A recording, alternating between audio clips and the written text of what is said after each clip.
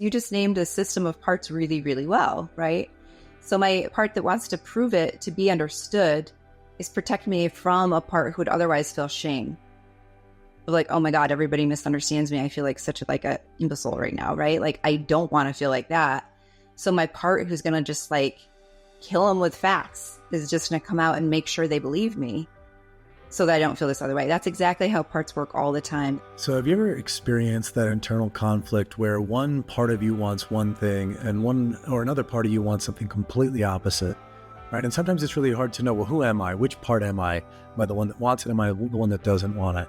And so today's conversation is getting into a modality called internal family systems, or parts work, more commonly known. And the idea that we are a multitude, we are not just a singular self. We're not just this or that. We are both of them at the same time, which is such a difficult thing to hold.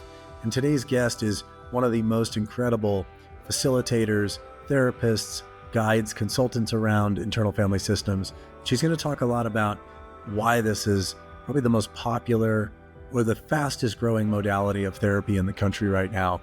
What is it about this that makes this different from just general talk therapy? So if you're really curious to know more about the multitudes of who you are, definitely check this one out. Enjoy. All right. Hey, everybody. I'm here with someone who's an internal family systems therapist and consultant. She also happens to be, or she was my IFS guide for many years. She founded the Moxie School, providing courses and consultations for therapists and coaches. And she also organizes IFS-informed retreats that offer experiential journeys. Please welcome Heather Smith, everybody. Thank you for being here, Heather. Yeah. Thank you so much, Nick. Good to see you. So this is truly like one of my favorite things to talk about. I've become an internal family systems snob. Whenever I talk to anybody, I'm like, have you heard of this? Do you know what this is? Have you tried this? Tell me about your parts. So yeah, it just comes up everywhere. And so we're going to definitely get a little bit into the nitty gritty, but I really wanted to start back with, when you were little, what did you dream you'd be when you grew up? Oh my God. A therapist. Really? Like you actually dreamed of that? It's so weird. This is the strangest story, but I actually recalled, like later in adulthood, I had this retrospective memory. And it was like, oh my God, I remember like managing my friends, making them be my little pretend clients and be like, we're going to do therapy now. And I looked back on that memory. It's like, how did I even know what a therapist was? Like that wasn't in my world, you know? So it's funny. I was like, oh, I've been doing this little therapist thing for a long time. That's why. So was there anything else you felt called to? Or was like, nope, I knew then this is the road I was going to go down? I pretty much knew then that was the road I was going to go down. I did have a feeling that I'd move into some sort of like larger work that wasn't just one-on-one. I had this kind of vision at one point of speaking to masses of people in some sort of educational or healing modality. So that's yet to, unfold. But I'm like, that was also very much there as a young person. But I was pretty clear on what I wanted to do. And so unlike most people, I just went to college and immediately knew I was going to enroll in psychology and get my master's degree. And that's what I've been doing. Wow. So because I don't think anyone has ever been so aligned with their younger self, which is funny considering that you do parts work and you help people get aligned with the younger parts inside themselves. It just feels like all too perfect. But like knowing that you had that, like I would imagine so many people I talk to, especially in, the business sphere and all that, it's like so unexpected what they end up doing. And I think a lot of people do it. There's still like a little bit of obligation. So for you, has this always been like you just had a passion all the time while you were learning, while you were at school? Well, there's definitely been burden in it, right? So it hasn't all just been like this like easygoing, smooth path. And we could get into some parts related conversation about this, but there was definitely kind of a sense of me playing that role in my family of like the helper of trying to get everybody to get along, right? So it wasn't like, oh, just this dreamy like thing. It was like I was already doing the labor of helping people at a young age. So in that perspective, it's a little bit cringy. So that's it. I guess that's a fair point. Because I'm like, oh, you were blessed with the clarity that you'd go into therapy versus like you grew up in an environment where you knew you were going to go into therapy. I guess that's a very, very different lens and a frame. Yeah, exactly. How old were you when you first had that moment of like, oh, this is something I both want to do and may need as a reactive experience of the home I grew up in? Right. Like when I recognized that kind of piece. It was certainly, into my early years of private practice, one of the things that IFS teaches us as practitioners is how to get in touch with our own parts as professionals, and how important it is to be aware of like what gets triggered in me when I'm with a client or something like that, so that I'm able to stay clear about what's mine and what's theirs. And I was realizing early in my professional work that, oh, certain people are really triggering me, and it was making me feel a little resentful about the work, or fears of not being successful with certain clients and stuff like that. And so when I began to get curious about, like what parts of me are coming up as a professional, it led back to those childhood times of like, am I being successful, getting my family to get along and stuff like that. So I started to really realize that kind of early in my early days of working with IFS, actually. Yeah. So how would you, and I'm sure you've had to do it many times, if this comes up and you're like, hey, I work with IFS, or, I'm a consultant, or I'm a therapist for IFS, how do you explain internal family systems to someone who's never heard of it before? Well, luckily we have awesome movies like Inside Out 1 and 2. So if nobody's seen that movie, I highly recommend seeing those movies. They are an excellent depiction of my entire professional world with IFS. So essentially IFS is it's a model of therapy, but it's also more of like a philosophy on the human psyche. And it proposes that we have multiple different parts of who we are. And those parts aren't a bad or maladaptive thing, but it's just a natural occurrence of kind of how the human psyche develops. And parts can be healthy. They can also be in detriment and kind of burdened and, kind of an unwell state where we see extreme things happen. People have extreme parts. And then there's also this element that we call self. And the self isn't a part, but rather it's kind of more this core essence of who we truly are. So IFS looks at these different parts to see, like what parts are keeping you stuck or frustrated, or where do you feel like you just have an impasse that you've never been able to like press through or get over, or you've done everything in the world to, not be angry or something like that, right? So we look at those as actual parts of who we are, and we begin to work in a relationship. That's kind of a key piece of this, is we work in a very relational way of getting to know these kind of sub-personalities of ourselves so that we can begin to actually transform them. So yeah, I think that's IFS in a nutshell. I'm really interested in that relational piece, because I think like I've heard a lot of people talk about talk therapy, right? They're like, when you do talk therapy, some people just say you're on like a hamster wheel and not a lot is changing. Yeah. How is this different? How is this different from that? And again, personally, I chose this because I also think this is unbelievably effective. And so like it's common sense driven. But I'm wondering how you would describe that. Why is this different from talk therapy? Yeah, that's a great question. So talk therapy kind of, it talks about the problem a lot, but it doesn't really have their general talk therapy has no particular way to get at the core of what's going on. Whereas in IFS, we have a very specific system of different tools and avenues that we travel down. It's kind of a navigational system to actually identify, by getting to know these parts of a person, where did this originally start, right? And usually, well, always, for all people that we work with doing parts work, we can always go back and find an original moment in time where some sort of belief or burden was kind of like burned into the psyche. And it impacts the lens through which we see through, right? Our perspective of things. And so if that occurred in a moment where we couldn't find resolve or find some other perspective in that moment that countered whatever occurred then, we go on living our lives with these kind of lenses on of like, this is how all men are, or this is how people in authority are, or this is how whatever we bump up against in life.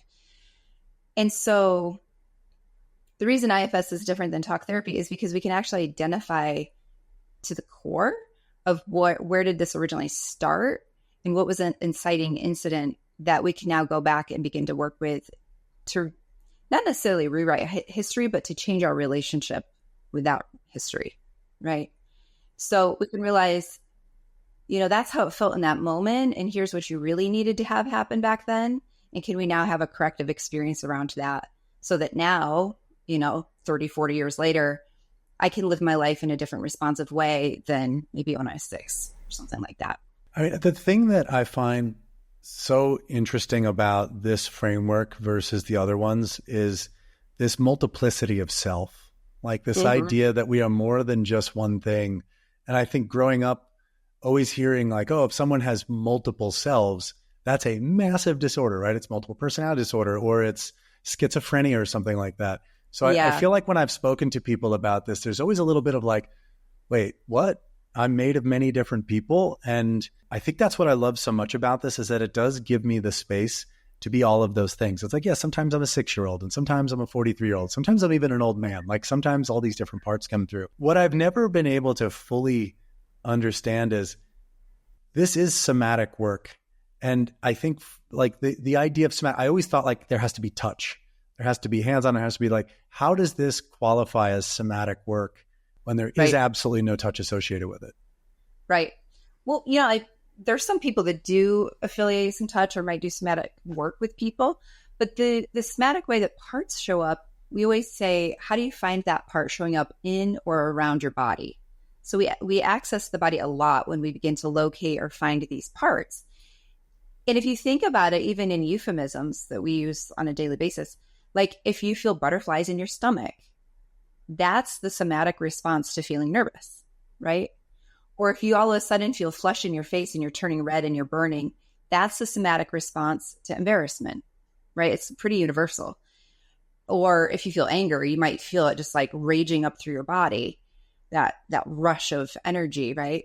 So people feel somatic responses to all sorts of different emotions. But the way we specifically work that in IFS is that's not just an emotion or just a reaction. That's actually a part of you, right?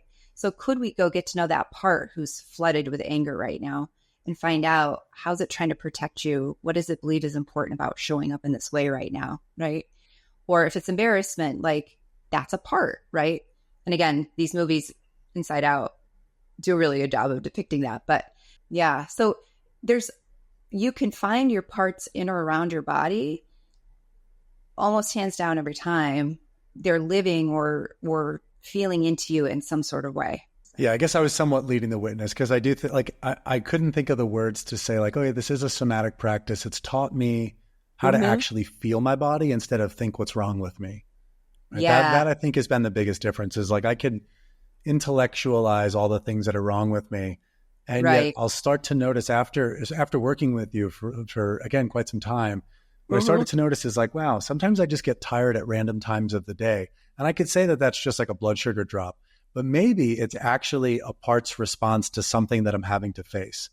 Exactly. And it really taught me a whole different way of interacting with myself, of like, oh, wow, my energy is really indicative of my relationship to what's happening outside of me. And whether it's a fear of it, whether it's an avoidance strategy, I never knew that. I was like, oh, maybe I'm just tired all the time. And it's like, no, I'm literally avoiding something particular. I'd like to go to bed now. Yeah. Yes. And your body will always know first. It's really, I used to not be very in tune to my body. I've always been in my head a super rational thinker type. But IFS has also taught me to cue into that more. So sometimes I'll be like, whoa, something's just happened in my body that like, that doesn't feel what I was feeling 10 minutes ago. And so I'll get curious about it and be like, oh, and realize like a part of me has gotten activated by maybe a phone call I just had or something like that. So I'm similar to you, that I've become a lot more in tune with my body. It's now my first indicator of something that's hitting me, rather than my mind figuring it out later on, like 20 minutes later. So, yeah. Given the simplicity of the model, I mean, that was my guess as to why it seems that IFS is like one of the faster growing modalities. In fact, I've heard that I guess people that want to train on it, it's like a lottery system because it's really hard to get in and get all these trainings and all that stuff. What do you think is the reason that this is growing as rapidly as it is? Well, part of it is that our world of psychology has become much more trauma informed. And that was a really big push early 2000s through like 2012, I think. Bessel van der Kolk wrote a book, The Body Keeps the Score. And that was a huge book that really, really promoted this kind of need to look at how trauma underlies pretty much all of our diagnoses, right? Whether it's suicidality, depression, multiple personality disorder, all those different things. You know, people are getting more savvy to understanding where trauma fits in that. And in his book, Bessel van der Kolk wrote about IFS and talked about it as one of these leading therapy. It's a very effective therapy for working with trauma. And that, a lot of people say, got IFS on the map in a lot bigger way than it had been prior to that. And I'm not sure what took it from there, but it feels like something got traction there and people got really curious about IFS, and now it's just kind of like, it's all the rage. So yeah, I think I got in at the right time. Right time. So it's worked out very well. Yeah. Yeah. So going a little bit deeper into it, I think we've kind of set somewhat of a frame for people that are curious about what is this? What do these letters mean? When it comes to so someone says, hey, I actually am curious to explore this. This sounds really intriguing. I'm wondering what it is. One of the complaints I've heard from some people that wanted recommendations, like, I don't know anybody who has time for this anymore. If someone's an IFS therapist, like they don't have time for you or anybody else. What do you recommend when people come to you and say, hey, who has space and time to work with me? How do they navigate that? It is hard to navigate. I'm just going to be honest. It's hard to navigate. A lot of people are full. Honestly, it helps if you know someone. If you say, hey, I have a dear friend who's really looking for a therapist, sometimes that gets you in more quickly. And unfortunately, that's kind of the way the world rolls. But a lot of people are doing their own self-led parts work right now because they can't get in with a therapist. And so there's a lot of different like meditations, guided meditations that you can do that helps you to begin getting into tune with your parts. And also Dick Schwartz recently put out a book called No Bad Parts. There's a lot of exercises in that book that people have reported to me that has worked really well for them to begin like exploring, like, do I actually have parts? And as they do these different exercises, they're like, whoa, that really worked. And they're kind of shocked. Like, I just got to know a part I had no clue about. So there's some ways to do it on your own, but it's, IFS therapists are full and it is hard to find people with availability. And I imagine this is indicative of, with a mental health crisis going on and not enough people to support that, I imagine it's across almost all modalities at this point. Yeah. Therapists in general are very full. I read probably 20 years ago that the mental health field in this way was going to be one of the fastest growing industries, the most in demand. I think that goes for healthcare as well. But yeah, we could use a lot more therapists. Well, here's my hack for anyone listening. Send your friends to Heather's courses. That's literally what I did. I literally was like, I had my fiance go, I had all my friends go. I'm like, go take Heather's courses, go learn it. And then when we hang out, we can IFS each other all the time. There you go. So what come a hack. learn from me and I'll just teach you how to do it. And then, you can do it at dinner parties. Exactly. I've literally done that. I've done that as a party trick. I know I'm not supposed to do that probably, but someone was like, tell me what this is. It's really intriguing. And I get a lot of skepticism at times from people, especially like alphas that are like, I'm a P&L type of person. I like to see profit and loss statements. Like I like to know that it's all rational. And then I'm like, well, inside of you are young parts of you. And they're like, yeah, this sounds like crap. And I'm like, let's do it. And then watching someone really be affected by it. So it is one of my favorite things. It's like a speed chess version of parts work. But for the skeptics, can you illuminate any of the science behind it? Because again, I think the esoteric people can eventually get there. But for someone who's like, tell me how this works in my brain, like what's actually going on here? Yeah. Well, I am not sure I can speak super well to what's happening in the brain there, because honestly, I don't think that research has been fully done yet. That's just the actual honest answer. But I know that research they're wanting to do, I believe, some like MRI scans to see what's happening when parts work is occurring, to see what, portions of the brain that's lighting up and that sort of thing. So there is interest in doing that sort of research. But what I would say to a skeptic is I would just talk with that skeptical part, right? So what we know when somebody is skeptical is a part of them is blended, who's being skeptical. And so you just kind of conversationally engage, knowing that that's their skeptic speaking without naming it to them. Like, oh, you got a skeptical part up. You just actually like refrain from even identifying that. But you in your own mind would know, oh, their skeptic is up. Let's get curious about that, right? And you could just kind of engage it like, yeah, like, what would be so bad about this if it were true that you had all these parts? What's like terrifying about that? Or like, what's uncomfortable about that? Or, you know what I mean? And just, you could kind of just get curious about the skepticism in and of itself. That's interesting. I've been trying to work with my skeptic a lot more lately. I have quite the strong skeptic. But I like that approach because I feel like when people bring it up, I feel like I have to just bury them with data. Mm-hmm. So like, I'm going to give you all this information and all the facts, and I'm going to talk about neural processes and all this, like, our brain is a parallel processor. Like I end up like having all these little statements that I've taken, but I like your approach a lot more, which is like, well, can we just hold the fact that you have a skeptic in you and that's okay? And let's interact with it. And That's brilliant. It's like a much more, this is the difference in you and me. You're just like much more soft and compassionate. I'm more like, I'm going to hit you with a hammer. So, right. It's like, well, what part is that, Nick? You know, it's like you got yeah, these, you're a skeptic, and I hear maybe you're coming in with a hammer of like, I need to prove this to you, right? Like, so it almost sounds like a prove it part or something like that. Like, let me really convince you of this, which is welcome too, you know? Yeah. Well, I'm going to talk about it. Let's bring that to the surface. Why not? So for anyone that's curious about parts, this is literally going to be talking about an actual part. So I've never thought about that actually when you just verbalized it. Why do I take that approach? Of all the approaches, why is it that I come with a hammer? And what immediately came to me is I've generally been someone who is more rational. I've lived in the mind more than the body most of my life. And one thing I absolutely hate is being misunderstood. I have to feel shame if I'm Right. misunderstood. Like if everyone's like, that makes no sense. And I'm like, oh, I don't like how that feels in my body. That doesn't feel good, right? Like my stomach starts to hurt. I want to disappear.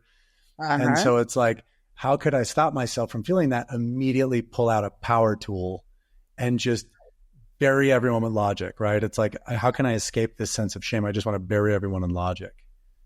So It's you just interesting. it's fabulous. You just named a system of parts really, really well, right? So my part that wants to prove it to be understood is protect me from a part who would otherwise feel shame.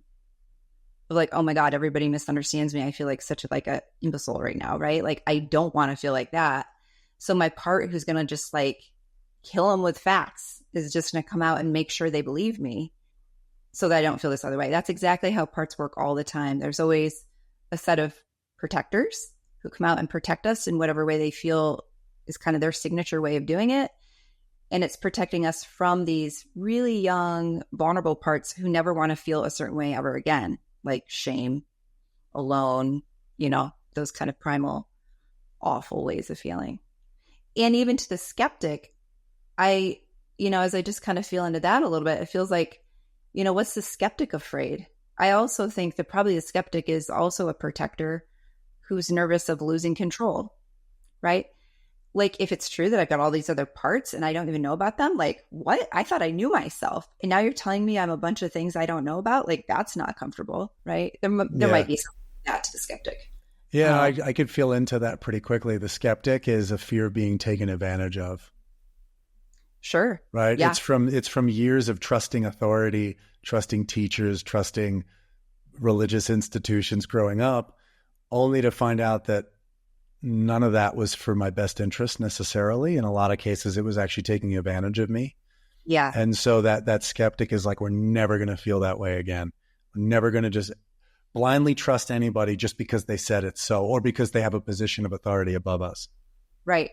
And in a way, that part is fabulous, right? To its benefit, yes, we want to question things. We want to double check things. We want to test it for accuracy, right? Legitimacy, etc. And so we want to recognize that all parts have a positive intention. And somewhere in there, there's probably this silver lining of like, well, what is the benefit of this, right? And ultimately, in the work that we do, we want to help rebalance those parts so that they're bringing that benefit to us. We're not trying to actually get rid of them. We just want to rebalance it so that, yeah, I have discernment. I am careful about what I believe. I don't just like take anything anybody tells me, right? So I love your skeptic. Yeah, that's actually really interesting. Yeah, this is great. And again, I'm happy to like demonstrate all this for people that are like, oh, the theory's cool, but like, how does this actually work, right? It's what's really notable about what you're bringing to the surface is pure play. My skeptical part is actually very well adapted and saying like, hey, I just need to know that there's some proof. Like I'm going to trust but verify. That's what the skeptic's saying. There's Wow. another part that's like, I'm going to kill you if you mislead me.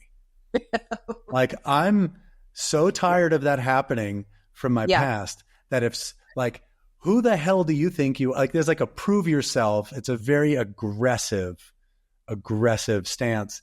And I'm like, that's interesting because I would have actually previously, prior to our conversation, I would have said my skeptic is all of that. It's like, actually, my skeptic really is the trust but verify. But there's another guy who's like got like a lead pipe, just like waiting. Like, go ahead, make her lie to us. Go ahead. So I love the way that you're acting it out right now. Some of the way sometimes I like to work with people to say, let's play charades, like charade it out, right? because that's the part coming right through you right now. It's got that demeanor and that edge. And I see you just kind of like feeling into it like that. Right. And so my perspective is I don't need to convince anybody that they have parts. All I do is I just start getting you talking and you're going to act it out. Right. Like you're doing the part right now. So it's like, I don't need to convince anybody of that or get my iron club out for them. It's just like, well, why don't we just try it? And that's all that I need from people is you want to just experiment and see what happens. And if people have that much openness, within 5 minutes, they're like, oh my God, this works. And I'm like, yeah, I know. Glad you tried it. Right. And then they just know for themselves. It's not something that I'm proving to them through statistics or neuroscience or something like that. Yeah, I'm going to see if I can adapt and adopt your style more. That's so good. It's so like, are you familiar with Aikido? A little bit. Yeah, so Aikido is where you're using someone else's attack against them. Like they come in and you just kind of move with them and you're like dancing with them. Whereas instead of like going after and being offensive, I really like that. I love that your style is like, I'm with you wherever you are. And no matter which way you look, you're going to see the reflection of this. Right. Yeah. It's brilliant. Wow. So what do you think, this immediately goes to this. I would say you are truly one of the best people I've ever worked with in the capacity of seeing people, like really seeing people, and not just seeing people, but I heard this amazing comment at a conference. I can't remember the name of the woman, but she wrote swimming in the sacred, I think. And she said, if you can't fall in love with your clients, you shouldn't work with them. And I was really taken by that because I've grown up around guides and coaches and all that stuff that were very almost clinical about it. I'm going to keep my distance because I need to be professional. If I get too emotionally invested, I won't be able to show up. But I'd say you're the opposite. I actually always felt like when you're there, I feel so well held and cared for. And that to me has been when people ask, what should I look for in a person that's going to support me? They have to legitimately care about you, even if it's only for the hour at a time that they're with you or whatever it is, but you have to feel cared for. What advice do you give when people say I want to go and find someone that's going to take me on this journey, guide me through this, coach me, be my therapist? What are the things you recommend people look for? Well, that client therapist therapeutic rapport relationship is huge. That alone has been shown in research to be the number one factor that results in the success of therapy is how is that therapeutic relationship. And so, and I totally agree with you. There's, and when we become therapists or consultant coaches, this type of profession, it is very clinical and we're taught to never hug and don't touch. And, you stay kind of austere a little bit. I've come to find a different balance with that. I found that my own authenticity and showing up in a very real way and disclosing some of my own story at times when it's going to benefit the person that I'm sitting with. All those types of ways of being in relationship with my clients has been very, very supportive to their process. And so I personally feel like we need a little bit of a paradigm shift in the mental health field to allow ourselves to become a little bit more personal again and to not be terrified that it's going to break some boundaries that, we have to find that right relationship where we can be enough of a real human so that people do feel authentically held and loved and cared for, because that's how we originally got wounded, right? The reason that we have extreme parts or we're having difficulties in life, if we have any anxieties or depressions or whatever the thing is that we're dealing with, it's because we got hurt in a relationship. We felt alone. We felt like somebody didn't see it. Nobody got us. We were misunderstood, right? Something got missed. And so in the therapeutic relationship where we're attempting to heal that or transform that, it's through relationship that we're going to heal it because it was through relationship that it got originally hurt, right? So the relationship's really imperative towards having a transformational moment. That's interesting. It's I'm really sitting with that is probably why in the past, a lot of my relationships with guides and coaches and therapists didn't work because it felt solo. It was hey, you're here, but I'm not in relationship to you in any way, shape, or form. It's very clear. I feel like I'm the object in the conversation, but there's no one here to really hold me. And I find that to be really interesting. And I wonder if that's probably partly why I like IFS so much, because I've worked with people that I had no relationship with whatsoever. It was just, people that were hey, I'm kind of stuck. Hey, let's talk about it. And I noticed by the end of it, I was like, wow, I really care for this person. I really see them. Like they're really welcoming me. It's like inside out, or like I'm really inside the machine with them. Like you're really interesting. Like all your multitudes are so curious. Well, and because part of what happens in this IFS process, it's really just an organic process, is I talked about something earlier called the self. And it's this kind of essential essence of who we are that begins to kind of amplify when you begin to work with somebody. It's your compassion, right? It's not empathy per se. It's actually compassionate, like awareness of like, wow, you went through that, and you feel this compassion for the other person, that it does put us into that kind of relational way of being. So critical part of the way we work. Is there a moment in your life that you attribute to where you're like, wow, parts work absolutely showed up for me or transformed this moment for me? Yeah. My gosh, what should I pick? There's so much. I'll share something very personal.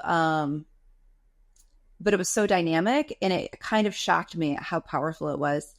But, I, for years, have been very scared at night, particularly if I'm home alone, sleeping alone, that sort of thing.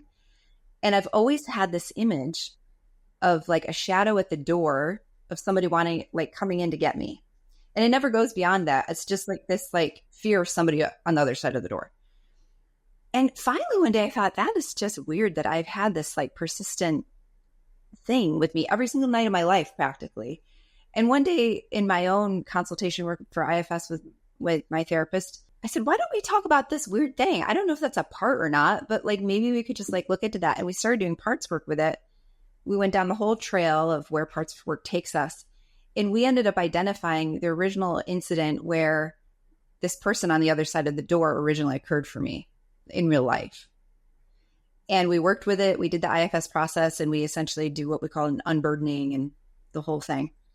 That night I went to bed, and I did not have that sensation or that kind of imagery in my mind anymore.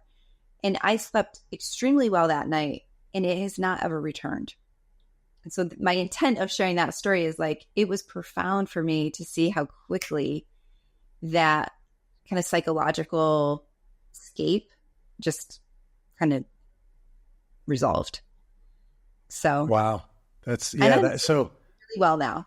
So I love hearing those stories because, and again, like that's the kind of stuff where even though I know this is true, right? Like I obviously know this works because it's happened to me 50 times since we've been doing this work. Right. Even now, my skeptic comes up and goes, "Is that real, or have I gone crazy? Like, have I lost my mind?" This, like, it's so beautiful.